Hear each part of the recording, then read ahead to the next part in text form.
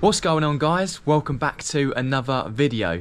Now, there is no fancy intro with this one because I've got to fix my girlfriend Lauren's clutch on her Peugeot 208. Now, the other day she couldn't select any gears, but luckily with a bit of diagnostics through the phone I managed to realise that it was either going to be the slave cylinder or the release bearing or the clutch itself that had failed. So it's now sitting on the drive and, well, we've got to get the gearbox out because it's not the external slave like I was hoping. That's not split, it still operates perfectly, so there's definitely something gone wrong inside.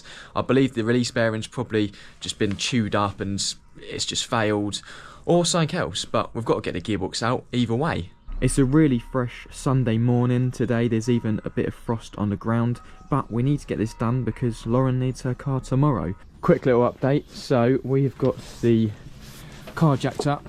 I think that's going to be high enough for me. Crawl under there and grab the gearbox out when it gets to it. Yeah, it's up on axle stands, got the wheels there just as a precautionary measure. I've popped the bonnet. And with clutches, what I do is I just start from the top, so I do everything under here, take the battery out, take some of these inlet hoses out and start to undo some of the gearbox bolts, get the gear cables off, etc, etc, and then we'll move on to the suspension, get the drive shafts out. Obviously you've got to take off the track rod ends, take off the bottom ball joint, and then we'll work from the bottom and just take everything else off from there. But I'm going to whack it on time lapse now for this top section. We'll see how far I can get.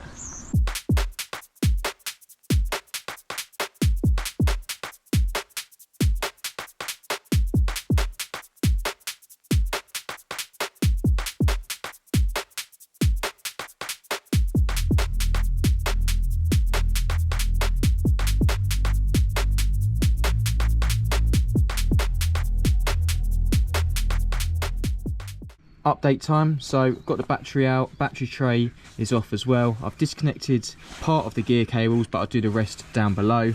All the bolts along the top of the gearbox are out, which also house the wiring loom which runs along them.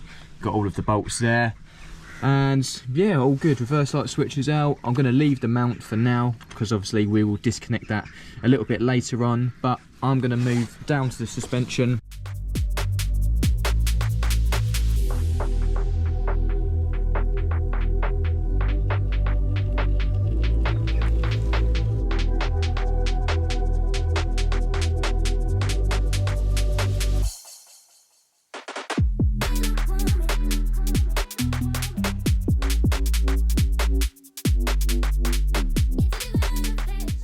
That's another section ticked off. Now this lower arm was being an absolute pain in the arse, but managed to get it detached in the end. Got both the drive shafts out, and unfortunately the near side outer CV joint has gone. Well, it's not gone, the boot's split, and you do hear it clicking every now and again, but I'm not going to be able to sort it out today. Just another thing that I can add to the list for another day before its next MOT. But yeah, that's the drive shafts out now. Now under here, I didn't actually manage to find a square socket to fit the gearbox drain bung, so I'm just leaving it to drain out of the drive shaft hole, and I can top that up accordingly when I've got it all back together. Now under here we've got all the gearbox bolts around the gearbox. We've also got a couple by the exhaust, so that will need to come off, but that's not too much of trouble. We've got the stabiliser at the back that needs to come off, and then we're pretty much there. It's not really a bad gearbox to get out. I'm going to be lifting it out on my own, so that'll be fun, but yeah, it's not terrible. I'm going to get some more bits undone.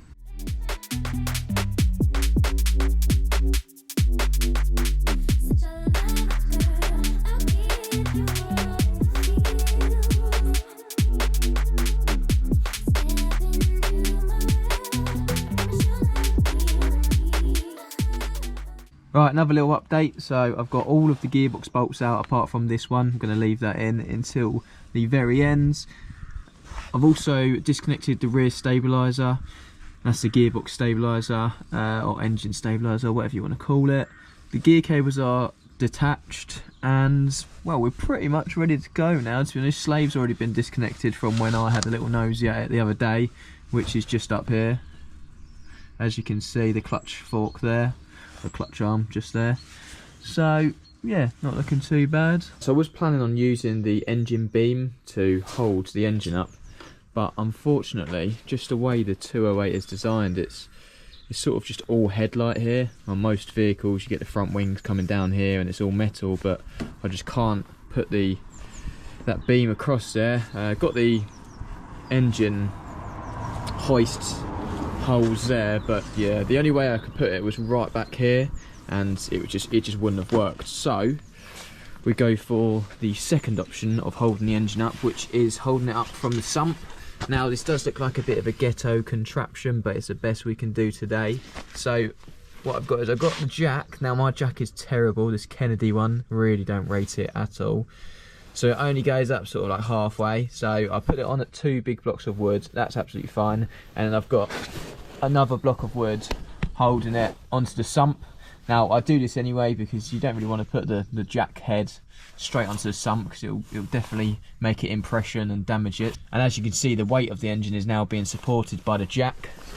So if I pop just up here, that will allow us that will allow us to remove this gearbox mount, and then we can just lower it down slightly and put a nice little angle on it, and we can get the gearbox out.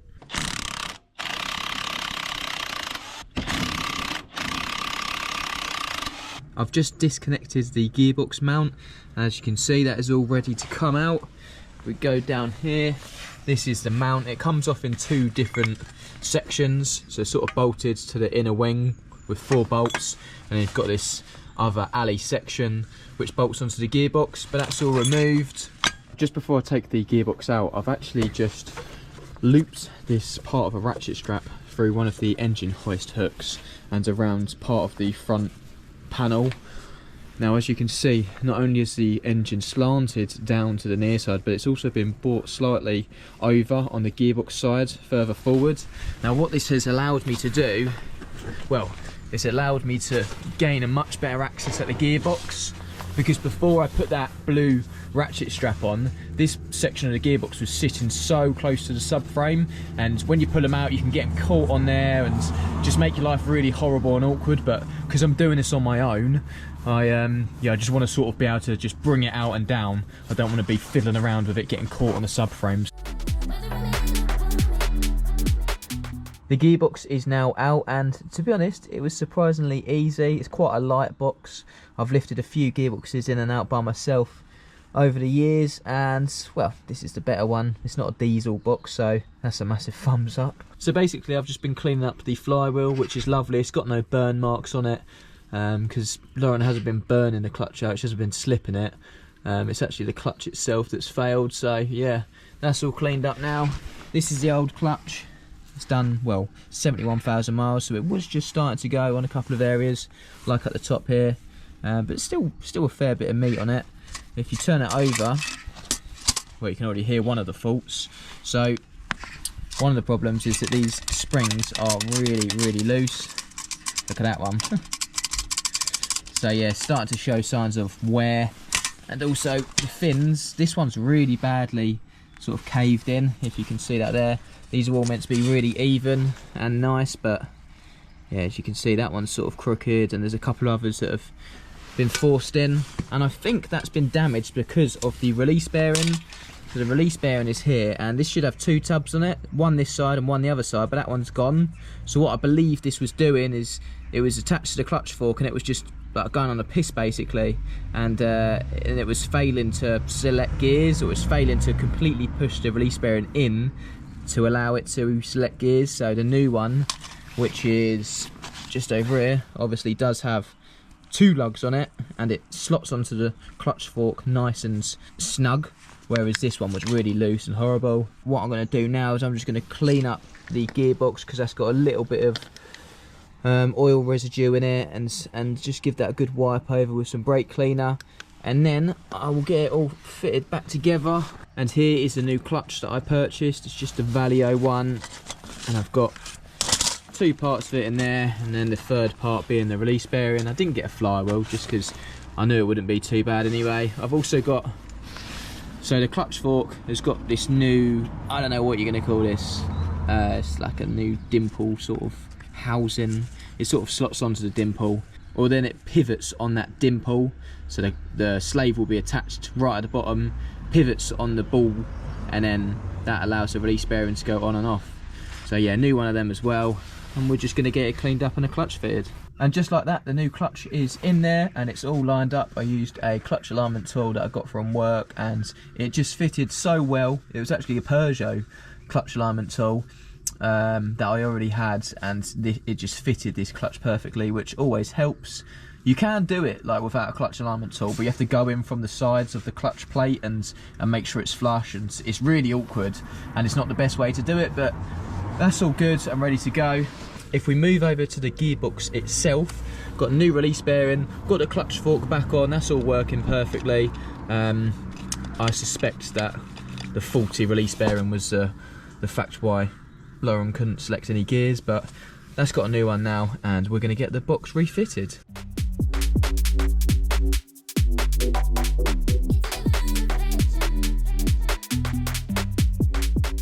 Let's have a little bit of an update, because yesterday it took me slightly longer than I planned to get the gearbox back in. It was been a right pain in the arse, but I have got it back fitted to the Peugeot 208. I've got the gearbox in, it's held in with one gearbox bolt, and what I ended up doing is end up using a couple of old wheels, and I just started to balance the gearbox on that. I got it up to a half decent level and then I could lift it. It's just it was quite far from the ground right up there to do the gearbox all on my back on my own, but it is now, as I say, flush with one gearbox bolt completely done up.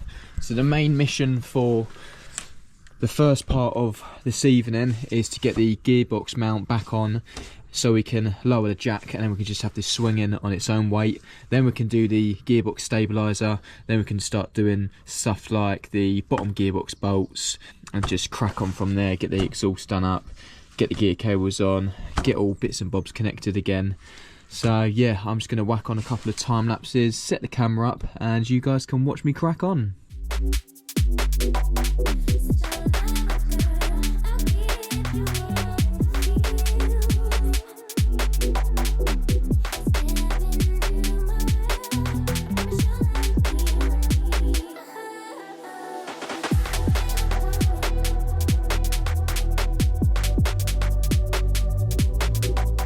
All that's left and missing from the top here is the battery. I've got the battery tray in, gear cables all done up, all the bolts and the wiring loom are back along the gearbox, the earth's on, so we're pretty much ready to go. Just got the battery to fit. Also, just before I fit the battery, I did refill the gear oil, 2 litres of that. I managed to drain it in the end. I've got a square socket from work, so yeah, that's had fresh gear oil as well.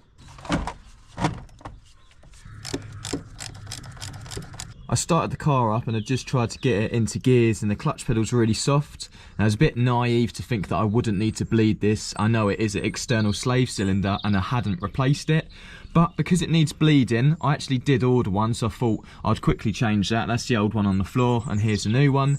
Now, to bleed these external slave cylinders, there's 2 clips. You want this first one popped out and then the other one pushed right in. So this will make sure that the pipe is as far in as it can go, but it is still popped out slightly, if that makes any sense. And basically this just allows you to bleed it, and then once it's all done, you just push it in and then push that other one down, and then jobs are good. But for now, I'm just gonna pull that other clip back up and then we can bleed it, but I need to bolt it into position first. That is a new slave cylinder up and bolted into place. I've got my bleeder on. This is just going to collect the excess brake fluid. Now, I'm using this weird contraption today. It basically runs off the tyre pressure. It's got to be under 20 psi. Goes into this bottle and that pressurizes the system. Quite a simple technique really, or simple tool to use, but I usually use just a hydraulic bleeder at work. But yeah, going to see how well this works today. All I've got to do, whack that on. Now that has pressurised the system, and we should be seeing something coming out of here in a minute. Yes, just starting to get it come through now. There's lots of air in the system, but you can see it slowly starting to drain out, and we want to get all of them air bubbles out of the slave cylinder. Well, that really is as simple as it gets, using the pressure from the tyre to pressurise the brake system. And I have just disconnected this once already because we've nearly got about half a bottle full, and there's hardly any bubbles coming out of it now. There's no air left in the system, and I tell you what, I'm really happy with that. Right, now we can start the car up and switch that radio off and select gears. Oh, it's so good. The clutch pedal feels nice.